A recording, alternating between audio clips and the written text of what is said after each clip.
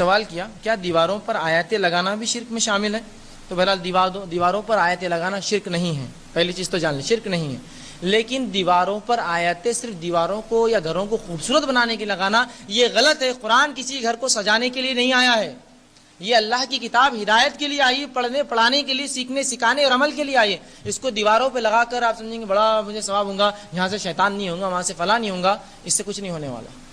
اور قرآن کوئی سجانے دھجانے کی چیز نہیں، یاد رکھی، اور لہٰذا بہرحال یہ شرک نہیں ہے، لیکن ایسا نہ کریں۔ اور بالخصوص قرآن کو کیلیگرافی میں لکھنا، کیلیگرافی سمجھتے ہوں، ایسی عجیب عجیب خط آتی کہ کہاں الف ہے اور کہاں بے، کچھ سمجھ میں نہیں آتا، کچھ تو بھی کھچڑی جیسی بنی ہوئی اور لگا دی، یہ کیا ہے؟ سورہ فاتحہ۔ اب پڑھوں تو کیسے پڑھوں اس کو میں؟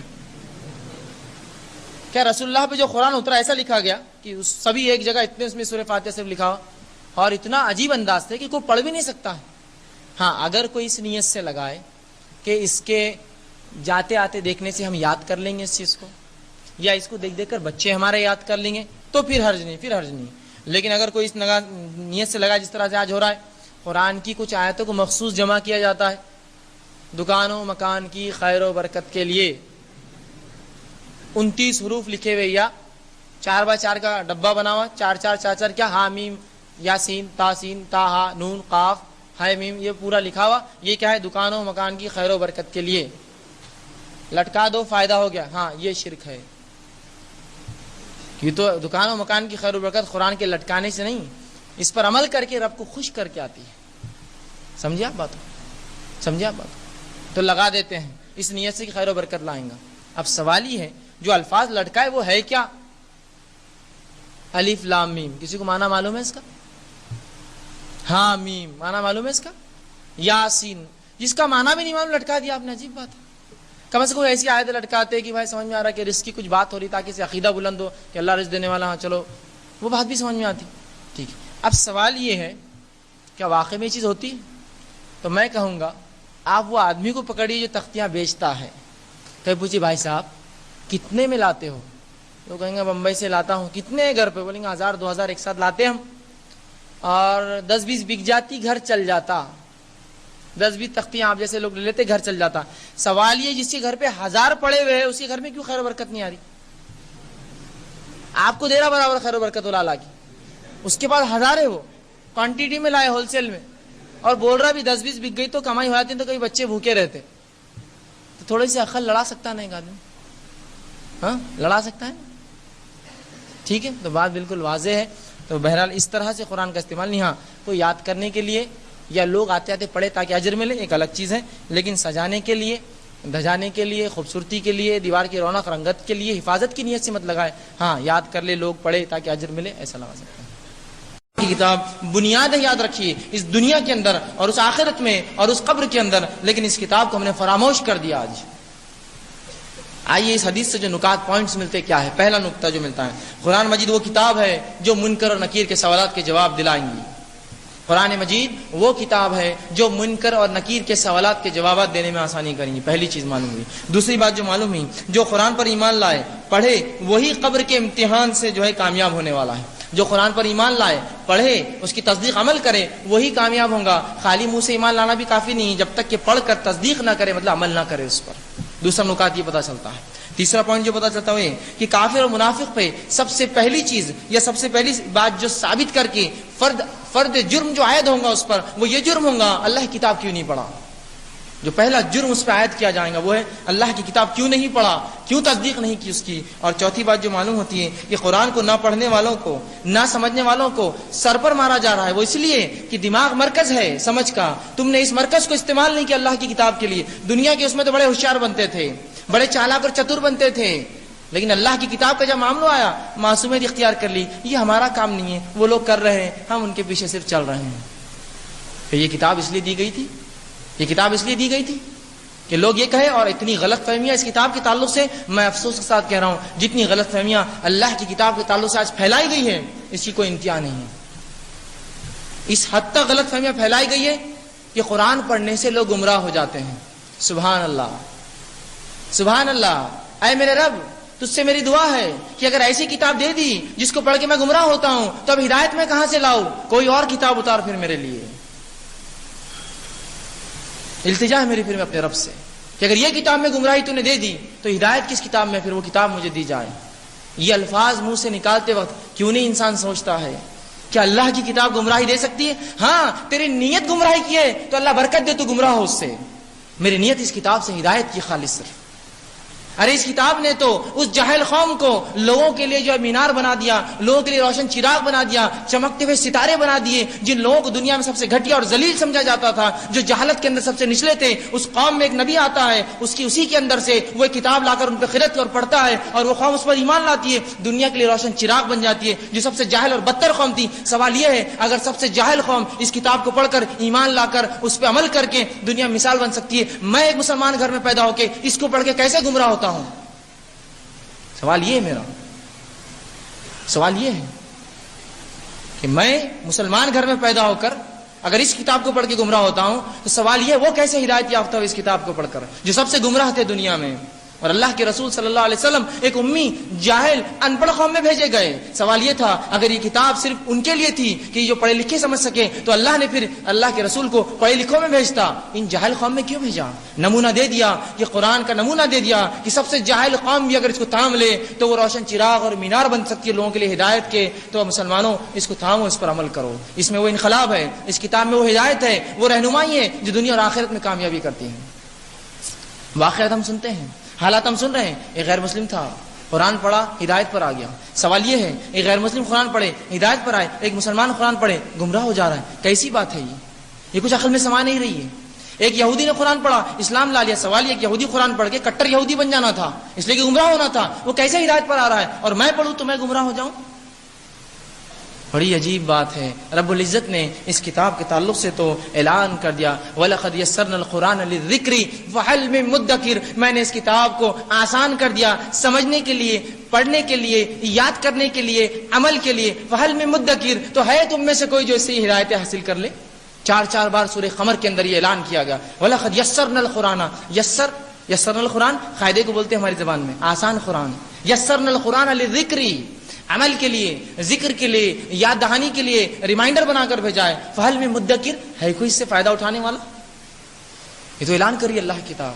تو اس کتاب کو چھوڑ کر اپنی دنیا اور آخرت نہ برباد کر لے، ہم دوسروں کے بہکاوے میں آ کر کہیں اس کو چھوڑ کر اپنی زندگی نہ برباد کر لے اور آخرت کو جو ہم خسارے میں نہ ڈالے. اس کتاب کو تھام لیجئے، اس سے زبردست رشتہ جوڑیے. جیسا رب نے کہا وَاعْتَصِمُوا بِحَبْلِ اللَّهِ جَمِيعًا وَلَا تَفَرَّقُوا. اللہ کی رسی کتاب کو مضبوطی سے تھام لو اور آپس میں تفرق، چیدہ ٹکڑے فرقے نہ بنانا. تو یہ وہ کتاب ہے جو جمع کر سکتی ہے، اور یہ وہ کتاب ہے جو اللہ کی رسی ہے. جس نے اسے تھام لیا وہ ہدایت پر آیا، جس نے اسے چھوڑ دیا اس نے گمراہی پائی ہے. یاد رکھیے دنیا میں اس نے گمراہی پائی ہے. اور قرآن اس چیز کا اعلان سورہ طٰہٰ سورہ نمبر 20 آیت نمبر 123 میں کر چکا ہے. فمن تبع ہدایا فلا یضل ولا یشقى. کہ اللہ فرماتا ہے جو اس ہدایت پر چلے میری بھیجی گئی وہ دنیا میں بھی گمراہ نہ ہوں گا اور آخرت میں کوئی مصیبت میں پریشانی ہے جو ملوث نہیں ہوں گا. کون سی اللہ کی کتاب جو تھامے ہدایت. آگے فرمایا سورہ بقرہ کی آیت 38 ہیں فمن تبع ہدایا فلا خوف علیہم ولا هم يحزنون. جو میری کتاب پر چلے، اس کی ہدایت پر عمل کرے، فلا خوف علیہم، اس پر کوئی خوف نہیں، ولا هم يحزنون، اور وہ غمگین نہیں ہوں گا. یہ پہلی ہدایت تھی جس ہدایت کے ساتھ آدم کو بھیجا گیا تھا. قرآن میں کہا ہم نے آدم کو بھیجا اور یہ بات کہی فمن تبع ہدایا، اے آدم میں تمہارے بعد کی آنے والی نسلوں میں جب میری ہدایت آئے جو اس کی اتباع کر لے اس کے اوپر کوئی خوف نہیں ہوگا، وہ قیامت دن غمگین نہیں ہوگا. تو یہ کتاب کو آج تھامنے کی ضرورت ہے. یہی کتاب ہمیں بتاتی ہے کیا سچ ہے، کیا جھوٹ ہے، کیا اچھا ہے، کیا برا ہے، کیا حق ہے، کیا باطل ہے. اس کو فرقان کہا گیا، اللہ نے فرقان کہا، فرق کرنے والی کتاب. تو یہ وہ کتاب ہے جو دنیا میں بھی سرخرو کریں گی، ہم کو کامیاب کریں گی، قبر میں بھی یہ کامیابی کی ضامن بنے گی، آخرت میں بھی یہ کامیابی کی ضامن ہے. تو آئیے اس کتاب کو تھام لے چونکہ یہ بنیاد ہے تمام چیزوں کی. اور یہ مختصر سا جو ہے میرے بات تھی.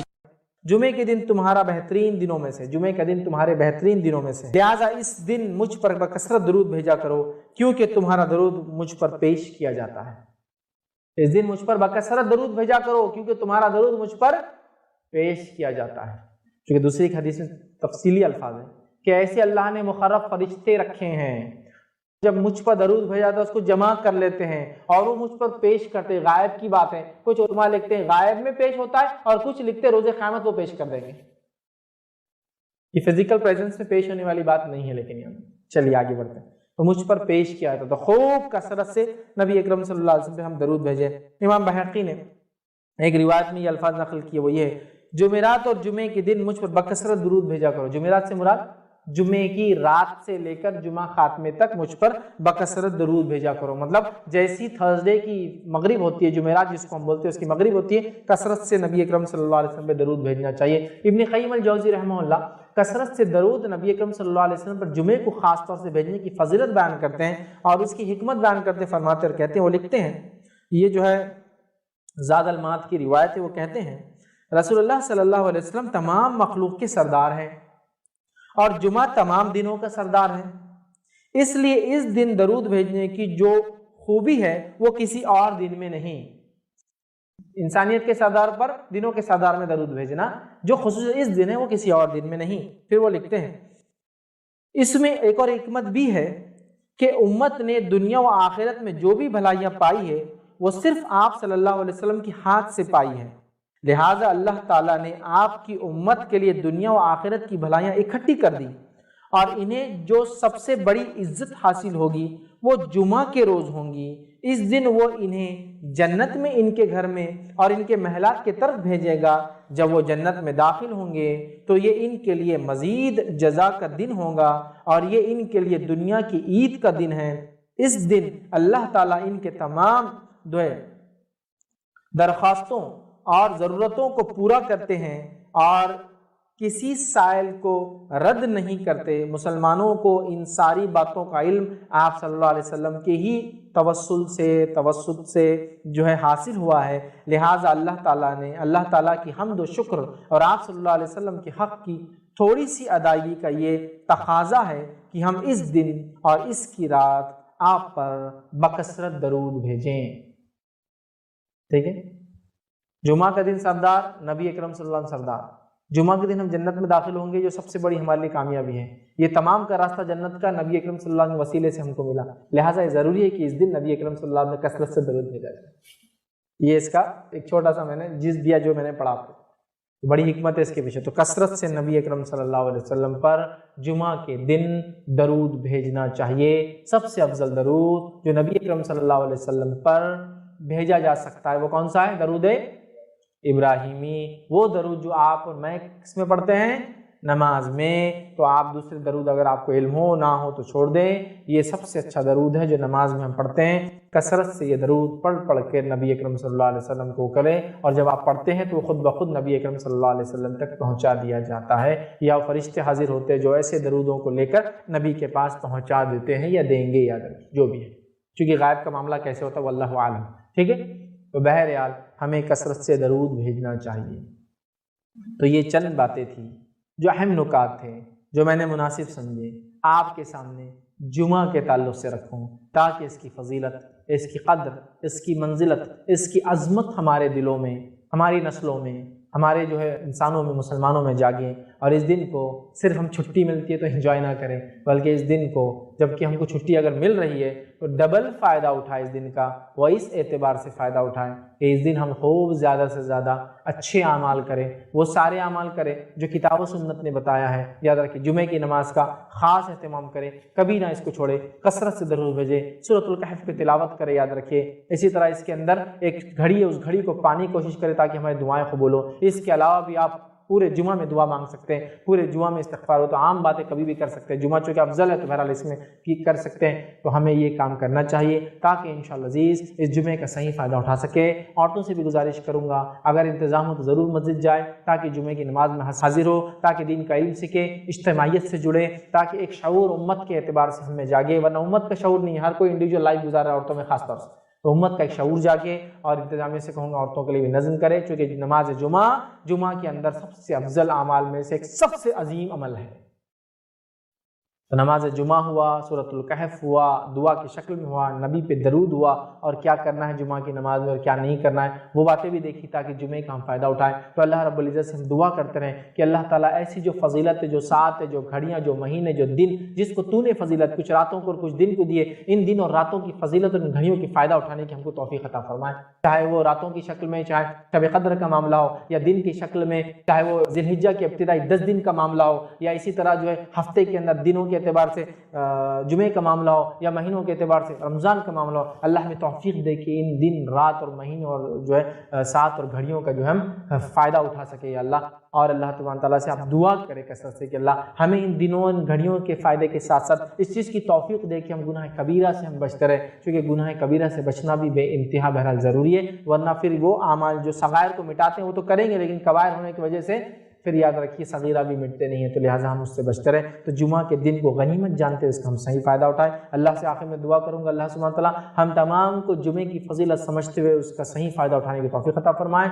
ہم تمام کو جو ہے ایسی تمام چیزوں کی اللہ توفیق دے فائدہ اٹھانے کی جس کو تو نے خاص فضیلت بہرحال بخشی ہے، چاہے دنوں چاہے راتوں کے اعتبار سے، مہینے ہو یا گھڑیوں کے اعتبار سے ہو۔ ہم تمام کو جو ہے جمعے کی فضیلت اور عظمت سمجھ کے اس کا فائدہ اٹھانے کے ساتھ ساتھ اپنے اہل و عیال بچوں کو بھی اس کی اہمیت سمجھانے کی توفیق عطا فرمائے۔ کتاب و سنت کا سمجھنا اور عمل کرنا ہم پہ آسان کرے، جب تک ہمیں زندہ رکھے اسلام اور ایمان پر زندہ رکھے۔ خاتمہ ایمان پر ہو، وآخر دعوانا ان الحمد۔ جمعہ کا دن جو ہے یہ سب سے افضل دن ہے تمام ایام میں، تمام دن جتنے نکلتے ہیں جس پہ سورج ابھرتا ہے ان میں سب سے افضل دن وہ جمعہ کا دن ہوتا ہے۔ اور نبی اکرم صلی اللہ علیہ وسلم نے صحیح مسلم کی روایت اس کی اہمیت اور فضیلت یوں بیان کی اور فرمایا خیر یوم طلعت فیہ الشمس یوم الجمعہ کہ جن ایام پر جن روز پر جن دنوں پر سورج نکلتا ہے اس میں سب سے بہتر دن جو ہے وہ جمعہ کا ہے جس پہ سورج نکلتا ہے۔ یہ عام زبان میں سب سے افضل دنوں میں جمعہ کا دن ہے۔ وَفِيهِ خُلِقَ آدم علیہ السلام، اور اسی دن اللہ رب العزت نے آدم علیہ السلام کی تخلیق کی، مطلب انسانیت کی ابتدا بھی اسی دن سے ہوئی اور آدم علیہ السلام کو اللہ نے اسی دن بنایا۔ پھر فرمایا وَفِيهِ أَدْخِلَ إِلَى الْجَنَّةِ وَفِيهِ أَخْرِجَ مِنْهَا، اور اسی دن اللہ نے جمعہ کا ہی دن تھا جب آپ جنت میں داخل ہوئے، اور وہ جمعہ کا ہی دن تھا جب اس جنت سے نکالے گئے۔ پھر فرمایا وَلَا تَقُومُ السَّاعَةُ إِلَّا فِي يَوْمِ الْجُمُعَةِ، اور قیامت نہیں قائم ہوں گی مگر وہ دن بھی جمعہ کا ہی ہوگا۔ تو دیکھیے جمعہ کی کتنی فضیلت ہے کہ جمعہ کا دن سب سے افضل دن ہے جن پر سورج نکلتا ہے۔ جمعہ کے دن ہی آدم علیہ السلام پیدا کیے گئے، جمعہ کے دن ہی جنت میں داخل ہوئے، جمعہ کے دن ہی جنت سے نکلے، مطلب توبہ قبولی ہوئی اور دنیا میں آئے، اور جمعہ کے دن ہی کیا ہوگا؟ قیامت قائم ہوں گی، ہے نا؟ اس لیے کہ یوم الجمعہ وہ جمع ہونے کا دن ہے، اور ظاہر سی بات ہے قیامت بھی جو ہے جمع ہونے کا یہ ایک دن ہے جس روز ساری انسانیت اٹھا کر ایک میدان میں جمع کر دی جائیں، ہے نا؟ تو دیکھیے جمعہ کی اس سے بہرحال فضیلت پتہ چلتی ہے، اور بھی کئی فضیلت یاد رکھیے جمعہ کی اس طرح سے آتی ہے۔ اتنا وقت نہیں کہ تمام فضیلت رکھو، لیکن یہ ایک فضیلت سے بات سمجھ میں آ جاتی ہے، اس کی نماز سے بات پتہ چل جاتی ہے، اس میں خطبہ دیا جاتا ہے اور کچھ نہ کچھ الگ اور ہٹ کر ہوتا ہے، اور اس کے علاوہ بہت سارے احکامات اس دن یا بہت سارے باتیں جو یاد رکھنے کے لیے کہا گیا، کرنے کے لیے کہا گیا، اس سے بھی سمجھ میں آتا ہے جمعہ کی کتنی زیادہ فضیلت ہے۔ آئیے اسی طرح جمعہ کے دن کیا اس کا ادب رکھیں، اور جمعہ کے دن کیا اعمال اس کی الگ کر کے کہا کہ تم سیاست کو چھوڑ دو الگ ہو جاؤ، تو انہوں نے ڈیمانڈ کیا تو ان کو ایک ملک ہی بنا کے دے دیا گیا جو دنیا کا سب سے چھوٹا ملک ہے، اس کو بولتے ہیں ویٹیکن سٹی۔ چونکہ ظاہر سی بات ہے ان کو وہ ذہنی طور سے بھی رکھنا تھا کہ ٹھیک ہے آپ کو ایک الگ ہی ملک بناتے ہیں، اس کی کرنسی بھی اپنی ہے، اس کا اسٹیمپ بھی اپنا ہے، اور دنیا کا سب سے چھوٹا ملک ہے، آدھے میل بائی آدھے میل کا وہ ملک ہے، یاد رکھیے، مطلب بمشکل 700 میٹر بائی 700 میٹر کا پورا کنٹری یاد رکھیے، اس کو بولتے ہیں ویٹیکن سٹی، اٹلی کے اندر آتا ہے۔ تو اس کو سیاست سے الگ کر دیا، مذہبی اس کو رہنما کر دیا، تو پورے کیتھولک چرچ اس کو آج بھی مانتا ہے۔ مطلب یہ کہ اگر اس نے کہہ دیا کہ فلاں چیز ہو تو سارے لوگ بعمل ہو جاتے ہیں، تو ایٹ لیسٹ ان کے پاس ایک ریلیجیس لیڈرشپ ہے۔ آپ کے بتائیے کون سی لیڈرشپ ہے؟ اگر آپ یہ کہتے ہیں کہ ہم جو حرم کے امام کو جو لیڈر مان لیں گے تو ہم میں سے تو ایک بڑا طبقہ کہتا ہے وہ تو کافر ہے، تو وہ ظاہر سی بات ہے ان کی لیڈرشپ کیسی ہوں گی؟ ایک بڑا مسلمانوں کا طبقہ کہتا ہے کہ ان کے پیچھے تو نماز ہی نہیں ہوتی، حج عمرے کو جاتے ہیں تو الگ سے نمازیں پڑھتے ہیں، تو اب وہ لیڈرشپ بھی فیل ہو گئی۔ اب کس کو آپ لیڈر مانیں گے؟ مطلب ویٹیکن سٹی ان کا ایک چرچ ہے، اس کی ایک بہت مقدس جگہ ہے ان کے اعتبار سے، تو وہ اس کے لیڈر کو دنیا کا عالمی لیڈر مانتے ہیں۔ آپ کے پاس کیا ہے؟ آپ تو حرم کے امام کو مسلمان نہیں ماننے کو تیار، اکثر لوگ ان کے پیچھے نماز نہیں ہوتی، وہ تو فلاں ہے، اور مطلب آپ کا اور ہم امت مسلمہ اکثریت کا یہ کہنا ہے کہ نعوذ باللہ اللہ تعالیٰ اپنے گھر کی بھی حفاظت نہیں کر پایا اور وہاں ایسے لوگوں کو مسلط کر دیا جن کے پیچھے میری نماز ہی نہیں ہوتی ہے۔ اللہ اللہ، اب کیا کریں گے امت بتائیے؟ تو امت کا یہ حال ہے۔ تو یہ ہوا ریلیجیس لیڈرشپ کا۔ اب سیاسی لیڈرشپ تو مجھے بتانے کی ضرورت نہیں آپ کو، عالمی سطح پر کس کو بتائیں گے آپ کہ یہ ہمارا رہنما ہے؟ میں دیگر دنیا کے ممالک کے 50 بڑے بڑے ایسے اشخاص کے نام لے سکتا ہوں کہ آپ کہیں گے ہاں یہ عالمی لیڈر ہے، ان کو دیکھ کے لگتا ہے کہ ملک اور ملت کے لیے انہوں نے اور اپنے اسٹیٹ کے لیے کچھ نہ کچھ کیا۔ ایک فہرست ہے بھائی، ایک لمبی، مطلب اتنی لمبی ہے یہود و نصارہ کی اور دیگر اقوام عالم کی، کہ میں اس کو گنا بھی نہیں سکتا ہوں. آپ کو ایسا بتائیے چلیے مسلمان دنیا کے اندر عالم اسلام جس کو عام زبان میں کہتے ہیں مسلم دنیا کے اندر جس کے اندر کم و بیش 50 سے زائد 56 سے 57 ملک ہیں, ان 56 سے 57 ملک کا ایک رہنما بتائیے جس کو آپ کہیں گے یہ ہمارا پولیٹیکل لیڈر ہے یا یہ سیاسی فکر ہم سمجھتے ہیں اور یہ سیاسی فکر صحیح ہے. بتائیے آپ. ہر طبقہ دوسرے طبقے کو جو ہے کافر, منافق اور ان کے پیچھے تو نہیں چلا سکتا. تو آپ کے پاس نہ ریلیجیس لیڈرشپ باقی رہی نہ سوشو پولیٹیکل لیڈرشپ باقی رہی. مطلب وہ رہنمائی یا وہ لوگ جو جن کو آپ سوچیں کہ ہاں یہ سوچتے ہیں ہمارے بارے میں اور یہ چاہتے ہیں, بلکہ عالمی سطح پر ہمارے ممالک کا یہ حال ہے. یہ تھنک ٹینک نہیں ہونے کا نتیجہ یاد رکھیں. نبی اکرم صلی اللہ علیہ وسلم, خلفاء راشدین, صحابہ کا دور 110 ہجری تک چلا, یاد رکھیں. صحابہ کا دور, تابعین کا دور 250 سال, اس کے تبع تابعین کا دور یاد رکھیں. ان ادوار کے اندر آپ دیکھیں گے مسلمان دنیا کے لیڈر تھے, یہ پالیسی میکر تھے, دنیا ان کے مطابق چلتی تھی, یہ دنیا کے حاکم تھے. یاد رکھیں دنیا جو بستی تھی اس زمانے میں وہ میجر حصہ ان کے پاس تھا. مطلب جس پہ دنیا بستی تھی, ہیومن سیویلائزیشن جہاں جہاں تھی, جہاں بستی تھی, وہ سب ان کے کنٹرول میں تھا. یاد رکھیے سمجھ لیجئے آپ صلی اللہ علیہ وسلم دنیا جانے کے 200 سال بعد کا یہ حال ہے. اور وہاں سے پھر وہی سلسلہ الحمدللہ تقریباً 15ویں 16ویں صدی تک چلا. اس کے بعد زوال کا دور چالو ہوا, پھر یورپین سائروں نے کولونائزیشن کیا اور پھر مسلمان ممالک کو ٹکڑے ٹکڑے کر کے بانٹ دیا. تم یہ لے لو, تم وہ لے لو, تم وہ لے لو. مطلب مسلمانوں کی جان مال عزت اور ممالک جو ہے یہ ایک کیک کی مانند تھا, جو آ رہا ہے بس کاٹ رہا ہے, جتنا حصہ لینا چل تو کھا لے, اتنا حصہ اس کو دے دے, بچاؤ پھینک ڈالو, ان کی ضرورت نہیں. یہ حال کیا پھر. یاد رکھیں ہم بھول گئے, یاد رکھیں سب بھول گئے. یاد رکھیں کوئی لیڈر نہیں ہے, کوئی لیڈرشپ نہیں ہے, نہ کوئی ریلیجیس لیڈرشپ ہے, نہ کوئی سوشل لیڈرشپ ہے, نہ کوئی پولیٹیکل لیڈرشپ ہے, کچھ بھی نہیں. یاد رکھیں ہمارے پاس کیوں امت اس حالت میں پہنچی. یاد رکھیں کیسے اس حالت کو دور کیا جائے, فیوچر پلاننگ کیسی کریں گے امت. بتائیے کل کیا ہونے والا, آپ کیسے وہ کریں گے. فلاں مسئلہ آ گیا, کسی کو پتا بھی نہیں مسئلہ کیا ہے, تعجب کی بات یہ ہے, اب کیسے سمجھائے. مذہبی رہنماؤں کو جا کے بیٹھ کر بتانا پڑ رہا ہے, اس کا بھی بیٹھنے کا طریقہ ہی بھائی ہے. شیخ کے پاس بیٹھنے کا طریقہ رہتا, دو جان ہو کر بیٹھنا, عزت کے ساتھ بیٹھنا, احترام کے ساتھ بیٹھنا, ان کے وقت کے ساتھ بیٹھنا, ان کے سامنے جا کے بیٹھنا, نظروں کو نیچی رکھنا, پھر انہیں وقت دینا, پھر آپ نے ان کو مسئلہ سمجھانا کہ انہوں نے فیصلہ لینا اگلا کیا کرنا ہے. تو اگلا آدمی خود بولتا ہے یہ کیا فیصلہ دیں گے ہم آدمی میرے, جس کو مسئلہ سمجھانے کے لیے مجھے 4 گھنٹے 40 دن لگے, پہلے جا کر ٹائم لے کر 4 گھنٹے میں سمجھا پائے, تب بھی ان کو سمجھا اچھا ٹھیک ہے آپ بول رہے تو ہم بول دیتے ہیں. کیا فیصلہ ہوں گا میں نہیں سمجھ پاتا ہوں امت کا, ان کا مستقبل کا, سیاسی حالات کا, سماجی حالات کا, ٹیکنالوجی وائز جو حالات آ رہے ہیں, چلو باقی چھوڑ دو, سائنس اور ٹیکنالوجی کی ترقی کہاں پہنچ رہی ہے. یاد رکھیے اب کیسے آپ کو کوئی گائیڈ کرے گا کہ کل جو آنے والی ٹیکنالوجی اس میں حلال اور حرام کیا ہے. کھانے پینے سے لے کر دوائیوں سے لے کر ہر چیز میں ٹیکنالوجی کس لیول پر جا رہی ہے آپ سوچ بھی نہیں سکتے. مطلب جو چیزیں پہلے سمجھ میں نہیں آتی, دکھتی نہیں تھی, وہ آپ محسوس کر سکتے ہیں. جو پہلے آپ مثال لے لیجئے, میرے آپ نے انگور کھایا, اس سے پہلے آپ بیج والا انگور کب کھایا تھا آپ نے سے پہلے. آپ سمجھے تو سائنس اور ٹیکنالوجی کہاں جا رہی ہے. یاد رکھیں آپ نے سنترا اور موسمی تو کھائی تھی, لیکن اس کے بیچ کے کتنے فروٹس آ گئے, کتنے, کسی کینو بولا جا رہا ہے کہ سنترے کی طرف زیادہ, موسمی کی طرف کم فلاں ہے. یہ سب سائنس ٹیکنالوجی کا نتیجہ ہے کہ کئی الگ الگ پھلوں کو ملا کر اگلے پھل دے رہے. آپ نیکسٹ پلاننگ یہ کہ کئی جانوروں کو ملا کر اگلی نسل تیار کریں گے, جو جانور کھائیں گے نہیں کھائیں گے ہم. پھر پھلوں میں اور سبزیوں میں تو ٹھیک ہے ساری چیزیں حلال ہے ہمارے لیے, لیکن باقی دیگر جانوروں کے اندر تو حلال حرام کا مسئلہ ہے نا, کہ فلاں جانور سے فلاں کراس کر کے ہم فلاں بنائیں گے. جینیٹیکل انجینئرنگ جس کو کہتے ہیں, کس لیول پر جا رہی ہو. تو اگلا کیا کریں گے 10 سال بعد جو چیزیں آئیں گی, آپ سمجھ رہے ہیں. مطلب ایسی چیزیں آنا چالو ہو گئی. مطلب آپ جیسا پہلے لکڑی استعمال کرتے تھے, تو لکڑی کی آپ کوئی چیز بنائیں گے, پلین لیول بنائیں گے, لگائیں گے, وہ ٹائم تو پلائی ووڈ بول کی چیز آ گئی تھی. لکڑی کو لے کے کمپنی میں پروسیس کر کے ایسی پلین تختے بنا دی جا رہے تھے کہ آپ جیسے کاٹو اور بنا لو. تو آپ کو پتا ہے آج کل گوشت اور میٹ میں بھی ہوتا ہے, مطلب مختلف جانور گوشت لے کے اس کو چٹکا کر مارکیٹ میں بیچا جاتا ہے, اس کو جیلیٹن بولتے ہیں. یاد رکھیں مطلب ایسا ہے کہ آپ جتنے سائز کا میٹ چاہے اتنے سائز کا آپ کو مل جائے گا, اور آپ وہ کریں. تو کیا یہ شرن, کیا اس کی حکم ہوگا. ابھی آپ کو لگ رہا بہت دور ہے, 10 سال بعد ان چیزوں کو آپ بکتے ہوئے نظر آئیں گے آپ کو مارکیٹ میں. پھر ہمارا مسئلہ کیا ہوگا, کون ہم کو جواب دیں گا. دواؤں کے اندر فلاں ادویات میں فلاں چیزیں میں کون بتائیں گا امت کو. کوئی گائیڈنس ہی نہیں کہ فیوچر کیا ہونے والا امت کا, کون بتائیں گا. کوئی تیاری نہیں امت کی. یاد رکھیں نہ بتانے والوں کو علم ہے, نہ سمجھنے والے شعور حاصل کریں. مطلب جہاں کچھ لوگ ہیں بھی جن کے پاس وہ صلاحیت ہے, وہ لیڈرشپ ہے, وہ سمجھا سکتے ہیں, خواہ ان کے پیچھے چلنے کو تیار نہیں. مسئلہ یہ بھی ہے کیونکہ ہر آدمی کہہ رہا ہے میرے سے زیادہ ہوشیار تو دنیا میں موجود نہیں ہے کوئی.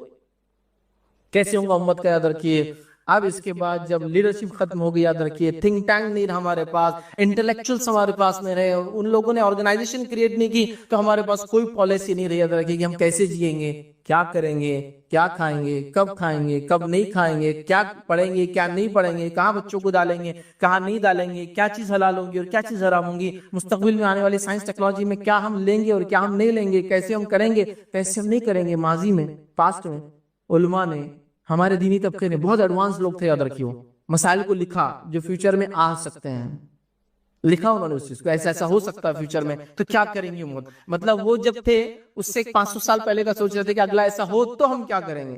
آج ہمارا حل یہ ہے کہ ابھی جس حالت سے ہم گزر رہے ہیں اس سے بھی 50 سال پرانی باتیں کی جا رہی ہیں۔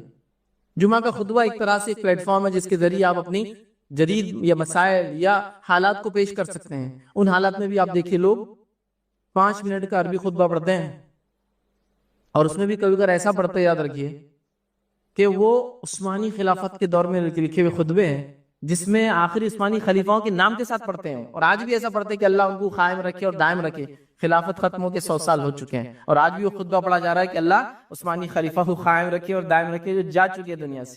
مطلب خطبہ اتنا پرانا ہے، پہلے خطبہ خلیفہ کے نام سے لکھوائے جاتے تھے یا حکمراں جو ہوتے ان کے نام سے لکھائے جاتے تھے، سمجھ رہے ہیں؟ تو لہٰذا وہ خطبے 100 ایئرز بیک جو دیے جاتے تھے آج پڑھے جا رہے ہیں۔ تو امت اب اگلی گائیڈنس کیسے حاصل کریں گے بتائیے، کیسے وہ رہنما حاصل کریں گے؟ اور تعجب خیز بات کیا ہے معلوم؟ تعجب خیز بات کیا ہے؟ جو لوگ عربی خطبے کے علاوہ اردو خطبہ دینے کے قائل نہیں، تعجب خیز بات یہ ہے کہ ان کے مسلک کے اندر عربی کے علاوہ دیگر زبان میں اذان دینا بھی جائز ہے، تو خطبہ کیوں نہیں ہو سکتا دیگر زبان میں؟ بتائیے، فارسی میں اذان جائز ہے، تو ہم تو کہہ رہے اردو میں صرف خطبہ دینا ہے، تو نہیں، خطبہ جائز نہیں، لیکن چونکہ خطبے سے لوگ سمجھنا شروع کر دیں گے، سمجھیں گے تو پھر مسائل پیدا ہوں گے، تو پھر بولو امت تو کچھ عربی سنا دو 5-10 منٹ، کوئی مسئلہ ایک بتا دو کہ بھائی فلاں مہینہ چل رہا ہے، اس مہینے میں روزے رکھے، زکات دے، حج کرے، فلاں کرے، فلاں، ہو گیا ختم۔ ٹھیک ہے، یہ تو تھا ہمارا ریلیجس معاملہ، دینی معاملہ ہوگا، لیکن جس دنیا سے گزر رہے ہیں وہ تو ہم کو بول رہے کہ فلاں فلاں چیز دیں گی تمہاری شہریت چھین جائیں گی، تو اب میں اس مسئلے میں کیا کروں؟ وہ تو بول رہے فلاں چیز آپ کو لینا، کھانا پینا اور فلاں چیز کرنا ضروری ہے، کیا میرے دین کے اندر یہ اجازت ہے کہ میں چیز کھاؤں پیوں لگاؤں؟ میں اس کے بارے میں کیا کروں گا؟ کون سولوشن دے گا؟ کون ریپرزینٹ کرے گا؟ کون آگے بڑھ کر بات کرے گا؟ حالات دیکھیے اب کیا ہو چکی عادت، مطلب کس حالت میں ہم آ چکے ہیں، اور سسٹمیٹیکلی امت کو جو مس گائیڈ کیا گیا ہے، سسٹمیٹیکلی امت سے ذمہ دار اور ایسے لوگ جو باشعور باعقل تھے ان کو ختم کیا گیا ہے، ان کو ہٹایا گیا، یاد رکھیے، اور امت اس حالت میں آ چکی، یاد رکھیے کہ آج ان کو پتہ نہیں ہے کہ کیا کرنا ہے، جس کے نتیجے میں کیا ہو رہا ہے معلوم آپ کو؟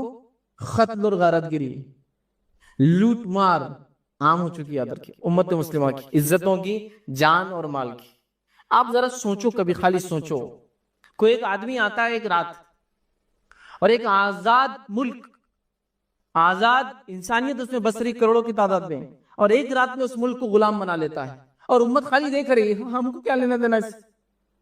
اب میں کتنی مثالیں دوں آپ کے سامنے، کیا بتاؤں، چونکہ کوئی گائیڈ کرنے والا نہیں امت۔ 2008 ہے، ایک رات ہے، ملک آزاد سو رہا ہے، دوسری صبح اٹھتا ہے فجر میں تو غلام اٹھتا ہے، عراق غلام بنا دیا ایک ملک، اور آپ خاموش بیٹھے تھے، آپ کو لگا کیا ہوتا ہے؟ آپ کو اس میں اشارہ تھا کہ ہم کیا کر سکتے ہیں تمہارے ساتھ، تمہارے پاس نہ کوئی ریلیجیس لیڈرشپ ہے، نہ پولیٹیکل لیڈرشپ ہے، نہ تم کچھ دھکا لگا سکتے ہو۔ سسٹمیٹیکلی پھر ایک کے بعد ایک ملک آپ کے سامنے برباد ہوئے، جان اور مال اور عزت کتنی لوٹی، صرف اندازہ لگائیے نا، اندازہ لگائیے۔ عراق کے اندر صرف دوا نہ ملنے سے، ایمبارگو کی وجہ سے، دوا ہوتی ہے نا، میڈیسن، ویکسینیشنز نہیں ملنے کی وجہ سے، یہ خود امریکن ریکارڈ بتا رہے ہیں، 2 ملین سے زیادہ بچے مرے ہیں، 20 لاکھ سے زیادہ بچے صرف انجیکشنز جو ضروری ہے میڈیسن کے لیے نہ ملنے سے مرے ہیں۔ یہ قومیں جو ہم کو سکھا رہی ہے کہ ہم انصاف کے علمبردار ہیں، یہ 20-20 لاکھ بچوں کو صرف اپنی خواہشات کے لیے مار دیتی ہے۔ ہم لوگوں کو کیا پرواہ ہے؟ اللہ تو ہے نا، بس صحیح بات ہے، اللہ ہے، میں کہاں نہیں بول رہا ہوں، لیکن کیا یہ زندگی ہے؟ کیا اس کو جینا بولتے ہیں آپ کو؟ سپریم کورٹ کا ایک ڈیسیجن آیا تھا، ایک مسئلہ تھا، کاسٹ کا ایک ایشو تھا، تو کسی نے ایک کیس ڈالا تھا کہ فلاں آدمی نے، ہائی کاسٹ نے میرے ساتھ فلاں کیا، تو سپریم کورٹ نے ایک بڑا اچھا ڈیسیجن دیا تھا، اس نے یہ کہا تھا زندہ رہنا کوئی خاص بات نہیں ہے، ایک ڈگنیفائڈ لائف، عزت کے ساتھ جینا یہ اصل جینا ہوتا ہے، کیونکہ ذات پات کے نظام میں عزت نہیں ملتی انسان کو، تو خالی جینا نہیں، اگر کوئی کہ ہم تو تم کو زندگی دے رہے نا، لیکن گالی دے کر کھانا دیتے ہیں، گالی دے کر محنت لیتے ہیں، گالی دے کر جو پھر ہمارے محنت کا بدلہ دیتے ہیں، تو یہ کوئی عزت والی زندگی ہوئی؟ تو اس نے کہا نہیں، جینا اصل نہیں ہے، ڈگنیفائڈ لائف ہونا چاہیے، عزت کے ساتھ جینا اصل ہے۔ تو آپ دیکھیے جب یہ نہیں ہوتا ہے تو قتل گری کیسی مچتی ہے اور جان مال اور عزت آبرو کیسی لٹتی ہے. میں آپ کو ایک فہرست بتا سکتا ہوں. یہ تو وہ ہے جو آپ نے میں نے دیکھا ہے. بہت سارے لوگ اس میں ہو سکتا ہے پیدا ہو گئے اس زمانے میں. اس سے تھوڑا سا آگے چل جائے یورپین ممالک کا اگر حال لے, بوسنیا کبھی سنا تھا آپ نے وہ ملک کا نام؟ ابھی تو خیر آزاد ملک ہو چکا ہے, اسٹیٹ بن چکا ہے. کیا کچھ حال نہیں ہوا تھا وہاں, کس قسم کی جو ہے بربریت اور کس قسم کے حالات سے وہ ملک گزرا تھا, اور کیسے مارا گیا کہ 80,000 مردوں کو صرف ایک ہفتے کے اندر مارا گیا تھا. 80,000 میل. یورپ کے ممالک میں یاد رکھیے 15-20 لاکھ پوری آبادیاں ہوتی ملک کی. 80,000 مردوں کو مارا گیا اور سب مسلمان تھے جو بوسنیا کے رہنے والے تھے, جن کو مخصوص قوم نے صرف قومی تعصب میں مارا تھا. نہیں معلوم؟ تو یہ ہوتا ہے جب آپ کے پاس تھنک ٹینک نہیں ہوتا ہے. ایسا ایک گروہ نہیں ہوتا ہے جو گروہ اپنے اندر یہ صلاحیت رکھتا ہو کہ قوم پہ نظر رکھے, قوم کیا کرنا ہے آگے اور ابھی کس دور سے گزری کیا کرنا بتائے. اور ایسی چیزوں کو جب ہٹا دیا جاتا ہے تو پھر آپ سب الگ الگ ہو جاتے ہیں. ایک فرد الگ الگ ہو گیا. اب کیا طاقت ہے ایک فرد کی مجھے بتائیے.